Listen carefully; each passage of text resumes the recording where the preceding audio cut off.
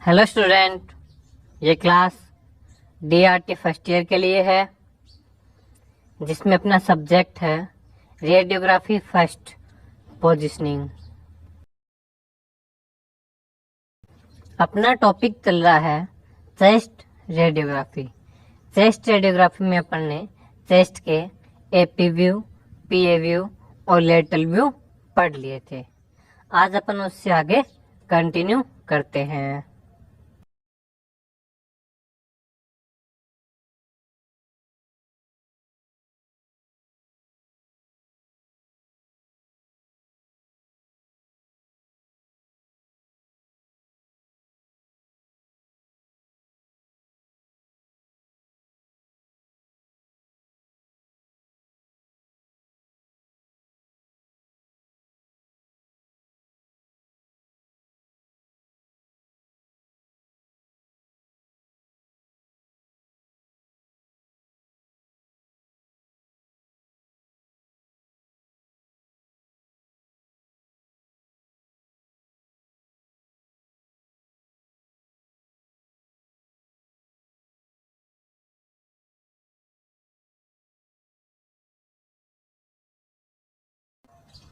अपना next view है chest का ओब्लिक व्यू।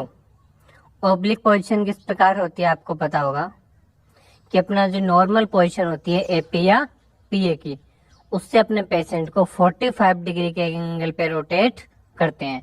वो अपनी कौन सी पोजीशन हो जाती है? Oblique position. उसी प्रकार करेंगे। देखो, इसकी इंडिकेशन रहती है to investigation the ribs fracture. Ribs fracture देखने के लिए अपने व्यू किया जाता है। ओब्लिक व्यू में क्या किया जाएगा? जैसे अपना एक पार्ट बॉडी का लिया जाएगा, या तो एंटीरियर राइट साइड का पार्ट या एंटीरियर लेफ्ट साइड का पार्ट, या पोस्टीरियर राइट साइड का पार्ट या पोस्टीरियर लेफ्ट साइड का पार्ट। इस प्रकार से अपने इसमें इमेज ली जाती है। कैसेट साइज इसमें अपना क्या रहता है? 14-17 और 12-15 का।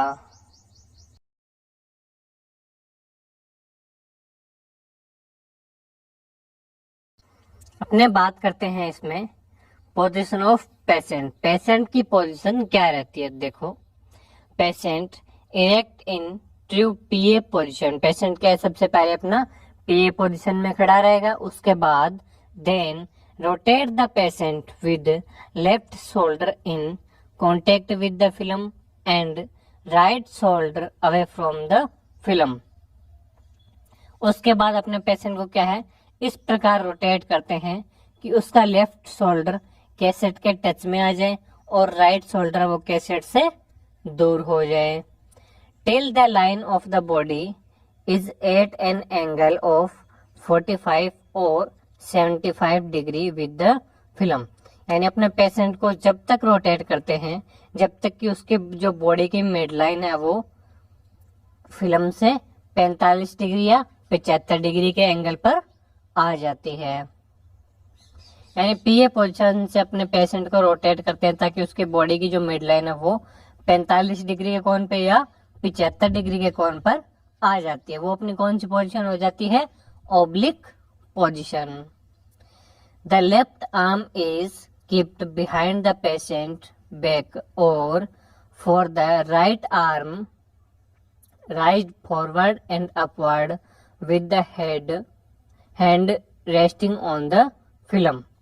क्या करेंगे? अपनी जो लेफ्ट आर्म होगी वो क्या फिल्म के टच में है, तो उसको पेशेंट के बैक साइड में कर देंगे, यानी जो अपनी कैसेट के टच में है। यानी पेशेंट को अपन ने क्या किया, 45 डिग्री पे रोटेट किया। लेफ्ट शोल्डर पेशेंट के टच में और राइट दूर है, तो जो लेफ्ट साइड का हैंड है उसको पीछे की साइड में कर देंगे ताकि अपने ओवरलैप ना करे।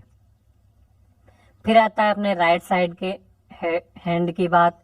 उसको अपने क्या करेंगे, ऊपर उठाएंगे और या तो सर के पास रख लेंगे या कैसेट के ऊपर उसको रख देंगे ताकि अपने लंग्स फील्ड में वो सुपर इम्पोज ना करे।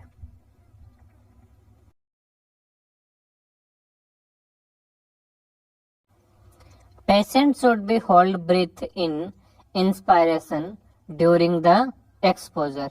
और जब अपने एक्सपोज करेंगे तो पेशेंट को बोलेंगे कि इंस्पायरेशन यानी अंदर की तरफ श्वास लेके और अपना श्वास रोक ले। पोजीशन ऑफ कैसेट, कैसेट की पोजीशन कहाँ रहेगी? The upper border of cassette should be 2 inch above the level of the shoulder. जो कैसेट की अपर बॉर्डर होती है वो अपने शोल्डर से 2 इंच ऊपर रखते हैं, जो कि अपने चेस्ट के नॉर्मल व्यू में सभी में कैसेट की पोजीशन रहती है।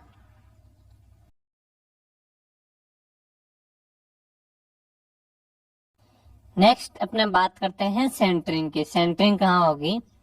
Central ray over the right scapula at the level of 5th dorsal vertebra at right angle to the film. अपन का जो पेशेंट है उसका लेफ्ट पार्ट क्या है? कैसेट के टच में है, लेफ्ट एंटीरियर पार्ट, और राइट पोस्टीरियर पार्ट के कैसेट से दूर है। तो राइट पोस्टीरियर पार्ट में क्या आ गया? अपना स्केपुला आ गया। तो जहां अपने सेंटरिंग करते हैं वो स्केपुला पे करेंगे, जहां पे क्या है? 5th डोर्सल वर्टिब्रा का लेवल आ रहा है, यानी 5th डोर्सल वर्टिब्रा का जहां पे लेवल आ रहा है वहां अपने स्केपुला पे सेंटरिंग की जाती है।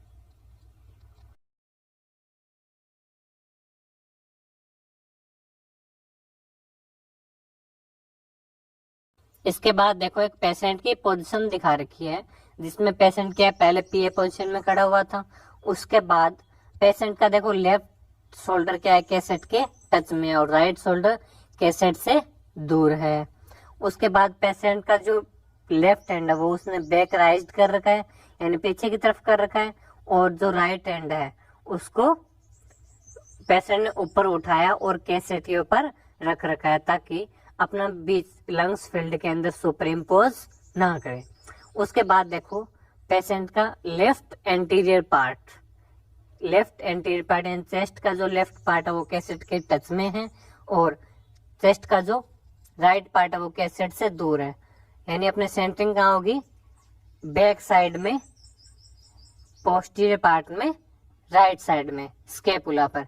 तो स्केपुला पर अपने सेंटरिंग करेंगे। कहाँ करेंगे? जहां D5 का लेवल आ रहा है उस पार्ट में अपने सेंटरिंग की जाती है।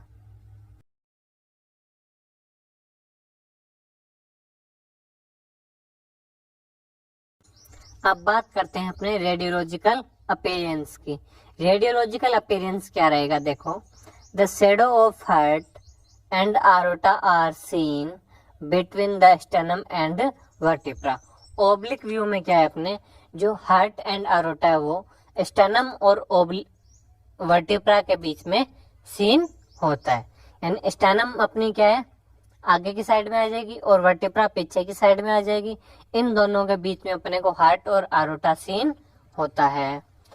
The shadow of ribs are super imposed on the heart and आरोटा।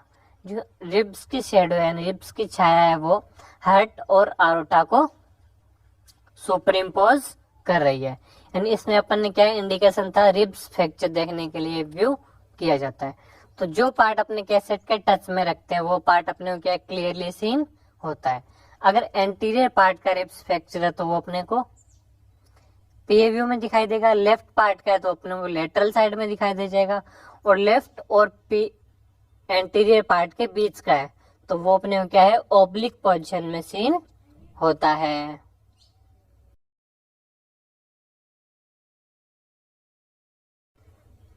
देखो उसके बाद अपने को एक इमेज दिखा रखी है जिसमें पेशेंट का हार्ट की शेडो अपने को दिखाई दे रही है, और पीछे की जो वर्टिब्रा है वो भी अपने को सीन हो रही है, और जो रिब्स है वो लंग्स को सुपर इम्पोज कर रही है, और जो एंगल अपने डायफ्राम का है और जो फिल्म के पास में आ रहा है वो भी अपने को सीन होता है। इस प्रकार से अपना क्या है? ओब्लिक व्यू फिल्म देखी जाती है।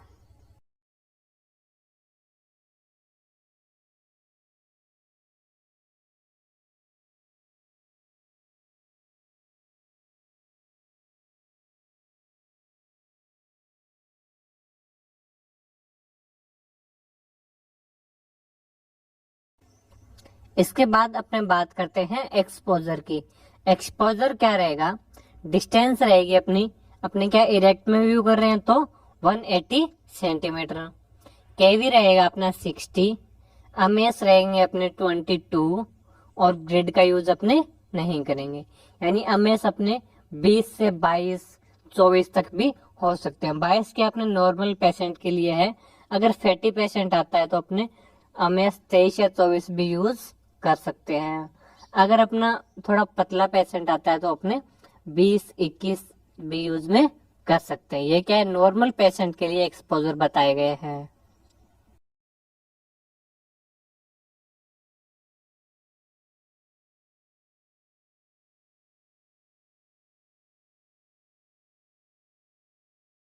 ये अपना चेस्ट का ओब्लिक व्यू कंप्लीट होता है। इसके बाद अपने स्टार्ट करते हैं चेस्ट का लेटरल डिक्यूबाइटस व्यू। लेटरल डिक्यूबाइटस व्यू नाम से पता लग रहा है पेशेंट को अपने कौन से पोजीशन में रखेंगे, लेटरल डिक्यूबाइटस पोजीशन में। तो इसके इंडिकेशन देखो क्या होगा, to demonstrate the fluid level in pleural cavity.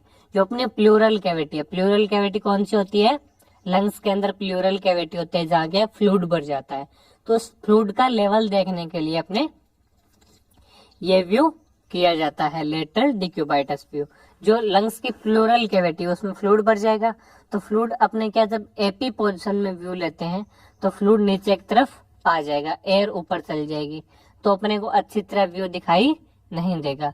इसलिए अपने पेशेंट का व्यू लेटरल डिक्यूबाइटस पोजीशन में लेंगे, जिससे फ्लूइड नीचे और ऊपर अपने को एयर क्लियरली सीन हो जाती है। इसमें कैसेट साइज रहता है 14, 17 और 12, 15 का।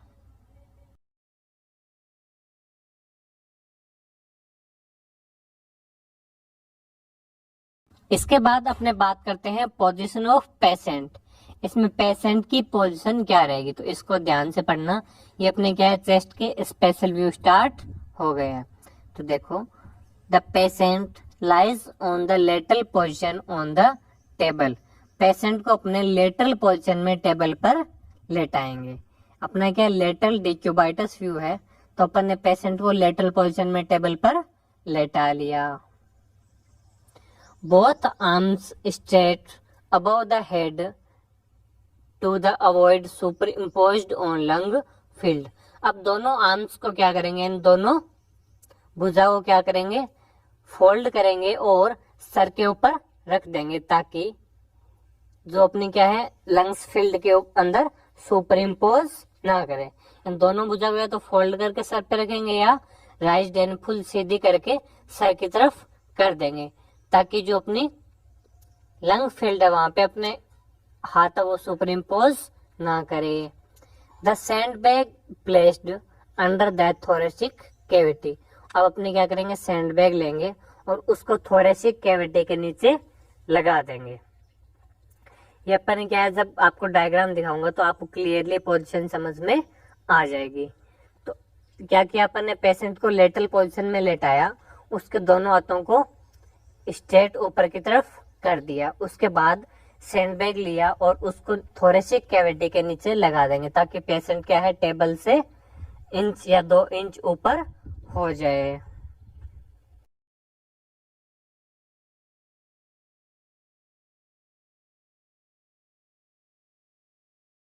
नेक्स्ट अपने बात करते हैं पोजीशन ऑफ कैसेट।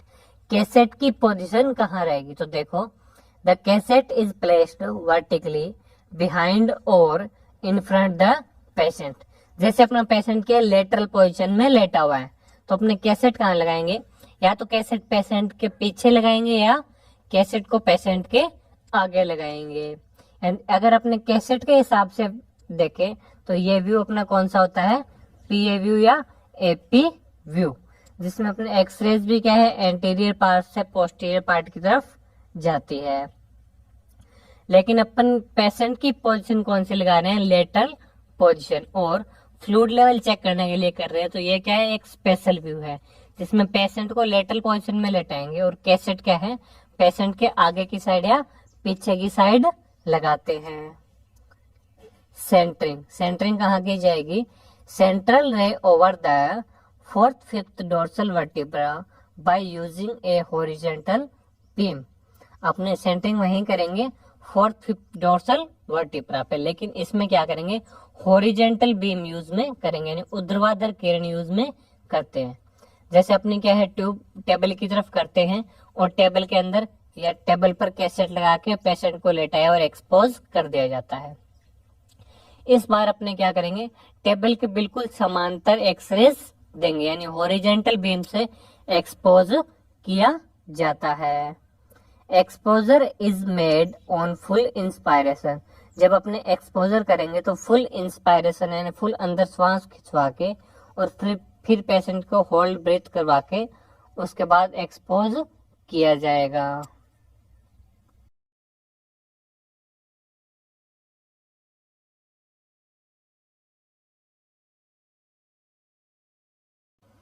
उसके बाद देखो इसमें अपने को डायग्राम में दिखा रखा है, पेशेंट अपना क्या है, लेटल पोजीशन में लेटा हुआ है, ठीक है। दोनों हाथ पेशेंट ने ऊपर की साइड कर लिए। इसमें अपने क्या करते हैं, थोरेसिक कैविटी में, यानी थोरेसिक कैविटी चेस्ट के नीचे अपने क्या सैंड बैग लगा दिए जाते हैं ताकि पेशेंट क्या है, हल्का सा ऊपर हो जाए। देखो इसमें पेशेंट की कैसेट कहाँ लगी हुई है, कैसेट पेशेंट के बिल्कुल पीछे की साइड, ना कि पेशेंट के नीचे लगी हुई है। यानी अपने एक्से ट्यूब और कैसेट के हिसाब से देखें तो ये अपने कौन सा व्यू हो जाता है, एपी व्यू। अगर अपने पेशेंट के हिसाब से देखें तो अपना ये व्यू होता है लेटरल डिक्यूबाइटस व्यू। तो अपने को लेटरल डिक्यूबाइटस व्यू में इस प्रकार की पोजीशन लगानी है। देखो पेशेंट क्या है, टेबल पर लेटरल पोजीशन में लेट जाएगा, दोनों हाथ अपने ऊपर की तरफ कर लेगा और थोरेसिक कैविटी के नीचे अपने क्या है, सैंड बैग लगा दिए जाएंगे। उसके बाद कैसेट को लगाया जाएगा पेशेंट के पीछे या पेशेंट के आगे। इस इमेज में अपन ने पेशेंट के पीछे कैसेट लगा रखी है और सेंटरिंग अपनी कहाँ होगी, जो ये देखो प्लस का निशान दिखा रखा है, D4 या D5 के लेवल पे अपने बिल्कुल सेंटरिंग की जाती है। अगर अपने आगे की तरफ कैसेट लगाई हुई है, PA व्यू की तरह कर रहे हैं तो अपने D5 या D4 पे करेंगे। अगर इस प्रकार से अपने कैसेट पीछे लगाई हुई है और अपने व्यू कर रहे हैं तो वो किस प्रकार किए जाएंगे, स्टेनम नोज पे अपनी सेंटरिंग या स्टेनम पे अपनी सेंटरिंग की जाती है। तो वो पेशेंट इस प्रकार से रहेगा कि लेटरल पोजीशन में है और अपने हाथ ऊपर की तरफ कर लियो। कैसेट कहाँ लगेगी, पेशेंट के बिल्कुल पीछे की साइड। ये अपना क्या स्पेशल व्यू है, इसको ध्यान से पढ़ लेना। इसमें पेशेंट लेटरल पोजीशन में रहेगा और कैसेट पेशेंट के आगे या पीछे की तरफ लगाई जाती है। उसके बाद अपने बात करते हैं रेडियोलॉजिकल अपीयरेंस की। रेडियोलॉजिकल अपीयरेंस में क्या दिखाई देगा, देखो लेटरल डिक्यूबाइटस फिल्म शो न्यूमोथोरेक्स और effusion with A horizontal fluid level. अपने जो लेटरल डिक्यूबाइटस की फिल्म लेते हैं, किस लिए लेते हैं, फ्लूइड लेवल चेक करने के लिए, यानी न्यूमोथोरेक्स चेक करने के लिए। न्यूमो मतलब फ्लूइड, थोरेक्स मतलब थोरेसिक कैविटी में, थोरेसिक कैविटी में फ्लूइड होगा उसको अपने क्या बोलेंगे, न्यूमोथोरेक्स। तो जो अपने का न्यूमोथोरेक्स है वो हॉरिजेंटल लेवल में क्लियरली सीन हो जाता है। The ribs are super imposed lung field, जो रिब्स है वो लंग को सुपर इम्पोज करती हुई दिखाई देती है। The heart and aorta and diaphragm is seen, heart, aorta, diaphragm, C P angles ये सारे अपने को सीन हो जाते हैं। In the apices part of clavicle is seen, apices part में अपने को क्लेविकल भी सीन होती है। यानी अपने क्या करेंगे, पेशेंट की प्लूरल कैविटी में फ्लूइड को चेक करने के लिए अपने व्यू किया जाता है, यानी लंग्स में कोई भी फ्लूइड भर गया है तो एयर अपनी क्या हल्की होती है, ऊपर रहेगी, फ्लूइड नीचे रहेगा। जब अपने पेशेंट को लेटरल पोजीशन में लेटाएंगे तो जो फ्लूइड है वो क्या नीचे की तरफ आ जाएगा, एयर है वो ऊपर की तरफ चली जाएगी। इसलिए अपने को क्या है, फ्लूइड और एयर का अलग अलग लेवल दिखाई दे जाता है।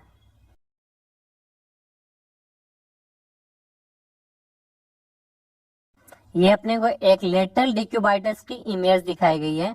अपने को इस प्रकार की इमेज सीन होती है। ये क्या एक नॉर्मल पेशेंट का एक्सरे है जिसमें कोई भी फ्लूइड नहीं है। अपने को दोनों लंग्स फुली एयर फिल्ड दिखाई दे रहे हैं, यानी ब्लैक ब्लैक शैडो एयर की फुल दिखाई दे रही है। अगर फ्लूइड होता तो वो यहाँ क्या है, नीचे की तरफ आता और एयर ऊपर की तरफ अपने को दिखाई दे जाती।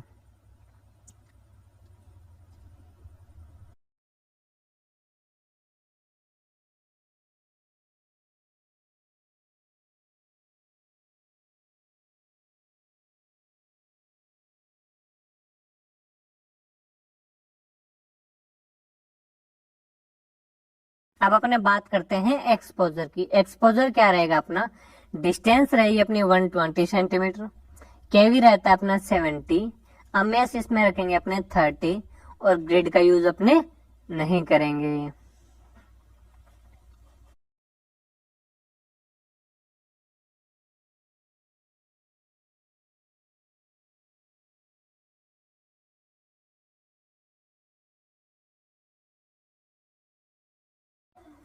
ये देखो, ये अपने को क्या है, एक लेटरल डिक्यूबाइटस व्यू दिखा रखा है, जिसमें पेशेंट भी अपना क्या लेटरल पोजीशन में लेटा हुआ है और जो लेटरल डिक्यूबाइटस की पोजीशन है वो लगाई हुई है।